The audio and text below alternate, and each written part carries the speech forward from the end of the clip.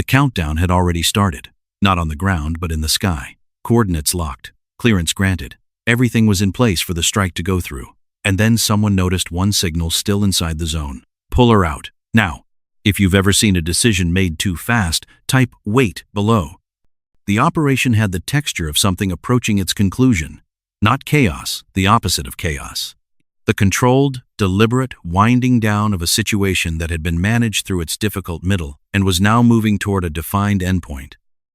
The kind of phase that generates its own particular pressure, because the hardest thing in a complex operation isn't starting or sustaining its closing cleanly. Every element has to arrive at its final state at the right moment, in the right order, and the cost of a sequencing error at the end can exceed the cost of any mistake made earlier, when there was still time to adjust.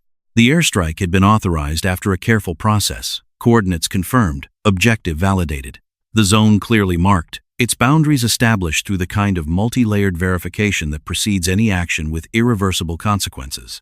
The preparation had been thorough. The command chain had done its work correctly, and by every standard that applied to decisions of this kind. All units were confirmed withdrawn from the designated area. All units, except one signal. She was around 35, positioned at the edge of the zone's boundary, in a location that the operational maps showed as cleared. She was not the senior officer in the field. She had no formal authority over the strike timeline, no role in the authorization sequence that had brought the operation to this point. She was a signal on a system display, a data point that should have resolved into the confirmed withdrawn category and hadn't. Command saw it immediately. In the context of a finalized strike package with a confirmed countdown, an uncleared signal inside the designated zone is not ambiguous. It is a problem to be solved within the remaining window, quickly and without margin for extended deliberation. The order that followed was not cruel and it was not negligent. It was the only operationally rational response to the information available at that moment. Get her out. No request for context. No window for explanation. The timeline didn't accommodate either, and the people issuing the order understood that, and they issued it the way orders get issued in the final phase of a time-critical operation, clearly, directly, with the expectation that the system below it would execute. Ground units began transmitting immediately. Her channel, her frequency, the calls went out, with the compressed urgency of people who understood the clock. Get moving. Confirm receipt. Begin withdrawal. The language was efficient, covering the functional minimum required to produce the desired action. Her moving out of the zone, quickly, before the window closed. She didn't respond. She didn't move. The transmissions continued a second request, a third, the tone shifting with each iteration from procedural to urgent, in the specific way that tone shifts when the person transmitting has started doing the math on what happens if the response doesn't come. She heard all of it. She wasn't confused, wasn't incapacitated, wasn't caught in the kind of communications failure that produces silence in the field. She was present, functional, and fully aware of the clock. She just wasn't leaving yet. Because she was the only person in the operational picture who was looking at the right piece of data and it hadn't finished telling her what it needed to say, the countdown continued without negotiating. That was the nature of the phase the operation had entered. The timeline was no longer a preference, it was a constraint, and it moved the way constraints move, without accommodation for the things happening inside it. Seconds were leaving the window one by one, and each one that left made the remaining ones more expensive. The ground team's urgency was real, and it was legitimate.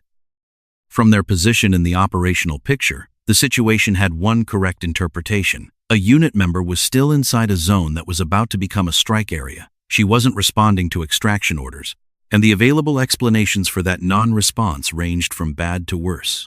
Equipment, failure, injury, disorientation, any of the possibilities that were natural to consider in a field environment, all of them producing the same operational priority, which was getting her out before the window closed entirely.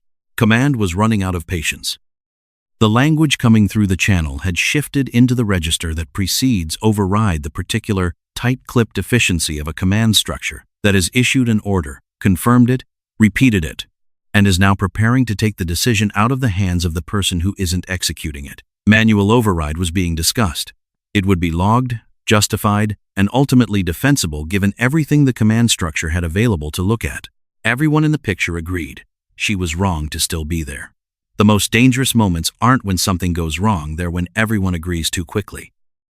If you've ever seen a decision made without the full picture type, not yet below, she wasn't looking at the surrounding terrain. She wasn't tracking the sky or the countdown or the channel that had been calling her name for the past several minutes. Her attention had narrowed to a single frequency on a single instrument, a transmission coming in at a strength that sat below the threshold of clarity, wavering at the outer edge of what the equipment could resolve into something interpretable. It was faint enough that the automated systems hadn't flagged it, faint enough that any operator not specifically looking for it, in a room full of data competing for attention, would have processed it as noise and moved on.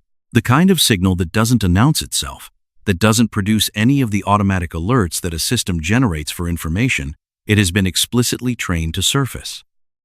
It existed in the space below the threshold, present, real, and completely invisible to everyone who wasn't standing exactly where she was, holding their attention on exactly the right frequency for exactly the right length of time. She had found it 20 seconds ago, and she didn't know yet what it was. What she knew was this: if she left and the strike executed, the answer to that question would never matter. Whatever the signal was, whoever or whatever was producing it at the edge of the zone's boundary would cease to exist before anyone understood what they had destroyed. There would be no revision, no recovery, no mechanism for undoing the consequence of a decision made with 95% of the available information. She was the remaining 5%, and she needed 30 more seconds to know whether it changed everything. She stayed. Not in defiance of the order, not in the belief that she was more important than the operational structure above her. In the specific, narrow, irreversible calculation that leaving now would produce an outcome that staying for 30 seconds might prevent, and that if she was wrong, the cost would be hers to carry, and if she was right, the cost of leaving would be impossible to calculate. She stayed. The final seconds of the countdown have a quality unlike any other part of an operation. Everything before them can be adjusted. Plans can be modified, redirected, reversed. The sequence can accommodate new information up to a certain point, because the sequence is a tool, and tools exist to produce outcomes, not to be executed for their own sake. But there is a phase in every time-critical operation where the accommodation window closes, where the system has committed to a path, and the cost of reverting exceeds the cost of continuing, and the people inside it move accordingly. The system was at that threshold. Command had the confirmation sequence on screen. The authorization layer was active. The strike package was prepared in the way things get prepared at the end of a long and careful process, completely, correctly, without any remaining procedural gap that required attention. One more confirmation. She was still inside the zone. Ground units had stopped transmitting to her not out of indifference but out of the operational logic that says there is a point at which transmitting to someone who isn't responding becomes a consumption of time that the timeline can no longer spare. The calls had been made. The record was documented. What happened next was no longer within their capacity to change, and then the signal resolved. Not gradually, not through the slow accumulation of clarity that sometimes happens with weak transmissions as conditions improve. It resolved in the specific way that a signal resolves when the receiving equipment has moved into exactly the right alignment with its source. A single, sharp transition from uncertain to definitive, from possible to confirmed. She saw it. Her transmission was short.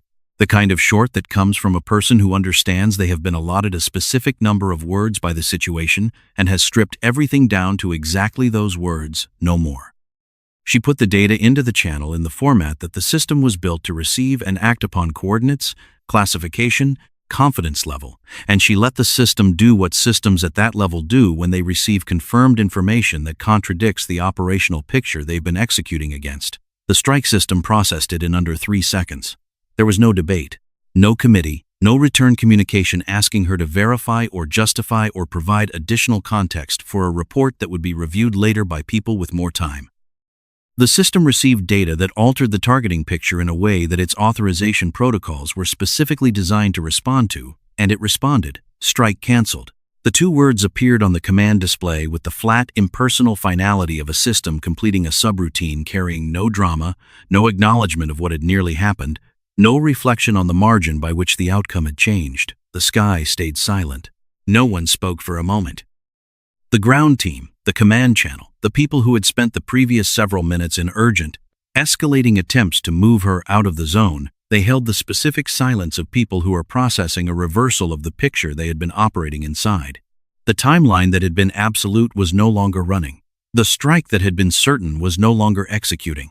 And the signal that she had been staying to confirm had turned out to be exactly the kind of thing the authorization protocols existed to protect. Friendly, not a target. not a piece of the operational objective, something that the targeting picture had failed to account for, that no layer of the pre-strike verification process had surfaced, that had existed inside the zone, at a signal strength below the detection threshold of every automated system in the operation, and that had been visible, in the final seconds before it would have ceased to matter, only to the one person who had refused to stop looking.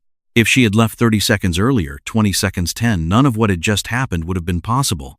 The sky would have answered a different way, and no one in the operational picture would have known for certain what they had lost. The zone held its silence. The absence of an explosion is not a sound, but in a situation where an explosion had been seconds away, the silence carries weight. It sits in the air differently than ordinary quiet.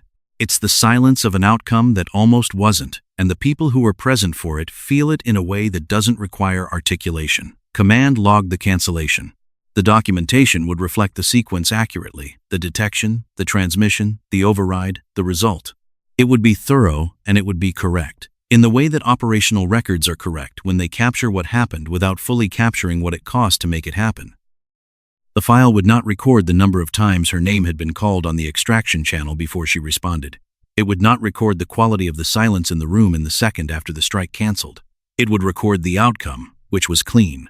Nobody reprimanded her. The basis for reprimand had evaporated with the confirmation of the signal. You don't formally discipline the action that prevented the error, even when that action looked, from outside, like exactly the kind of unilateral deviation that operational structures exist to prevent. The result had spoken, and results in field environments carry a weight that procedural arguments struggle to overcome. Nobody praised her loudly either. The ground team, which had spent several minutes transmitting with escalating urgency to a person they believed was making a critical error, reassembled its picture of the previous 20 minutes without ceremony. The recalibration was silent, internal, the kind that happens when professionals add a data point to their understanding of a situation without needing to externalize the addition. She left the position without announcement. She made no summary statement, offered no explanation of what she had seen or how she had assessed it, or what the precise calculation had been in the moment when she chose to stay. She secured her equipment, documented what needed documenting through the correct channel, and moved out of the zone the way she had been asked to move out of it, simply later than the order had specified, and for a reason that the outcome had rendered self-explanatory. The sky above the zone was unchanged, unmarked, intact. The coordinates that had been locked were no longer locked. The sequence that had been running was no longer running. Sometimes, the right decision isn't moving faster. It's knowing when not to move at all. Because 1 second of patience can undo a mistake that no power could fix. Subscribe to Steel Heart Stories, Emma, for more stories where the smallest decision changes everything.